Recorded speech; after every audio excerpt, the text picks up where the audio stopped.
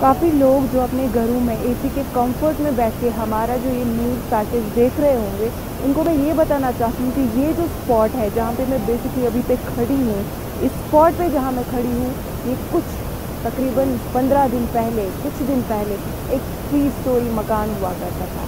इस पूरे मकान में कम से कम 11 लोग रहते थे।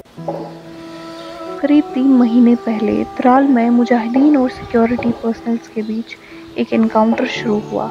उस एनकाउंटर में गुलाम मोहम्मद वानी, जिनका 3 मंजिला मकान था, देखते ही देखते ज़मींदोज़ हो गया।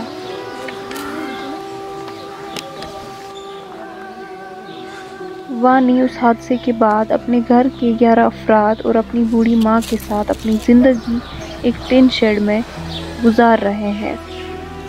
उनको अभी तक गवर्नमेंट की तरफ से कोई भी इमदाद और कोई भी मदद नहीं मिली है।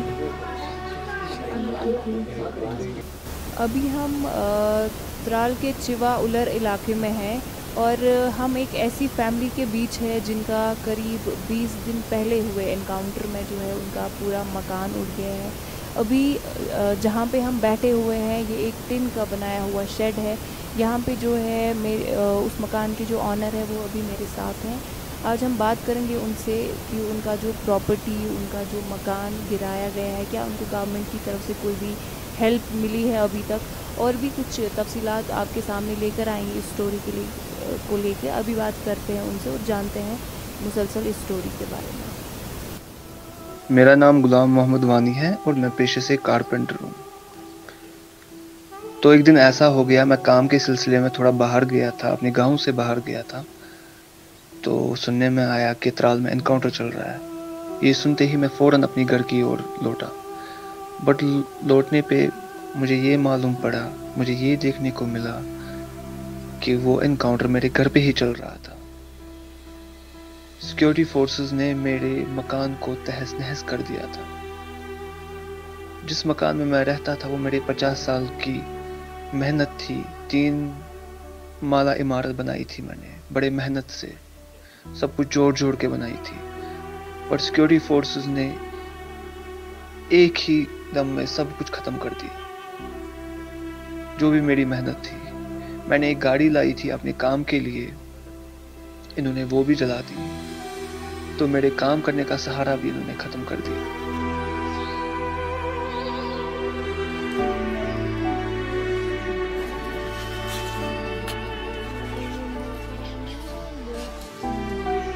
इन्होंने मेरी रोजी रोटी, मेरा सब कुछ छीन लिया, मेरा मकान छीन लिया, मेरी मेहनत छीन ली।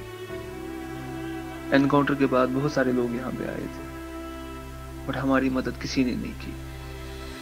सिर्फ हमारे पड़ोसियों ने हमारे लिए एक टीन शेड बनाया जिसमें हमारा गुजारा भी हो रहा है।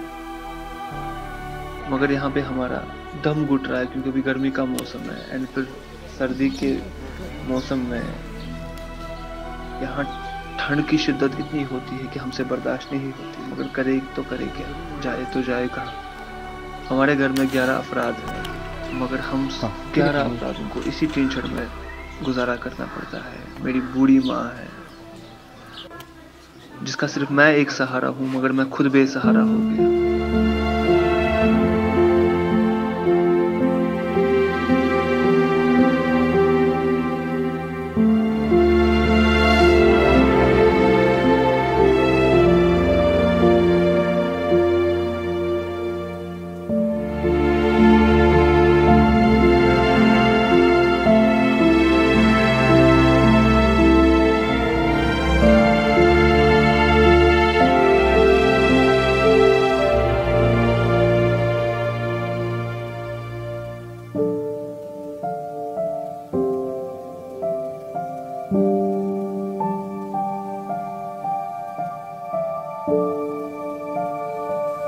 मेरी 50 साल की मेहनत को सिक्योरिटी फोर्सेस ने एक ही झटके में खत्म कर दिया। अभी तक मुझे किसी भी तंजीम से, गवर्नमेंट से कोई भी मदद नहीं मिली है।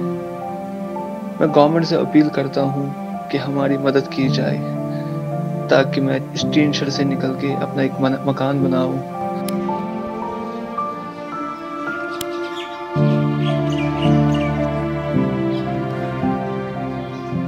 अब ये पूरा जो स्पॉट है ये आप देख सकते हैं, ये पूरा एरिया जो है बिल्कुल फ्लैट पड़ा हुआ है, जैसे कि यहाँ पे कोई भी बंदा पहले से नहीं रह रहा था।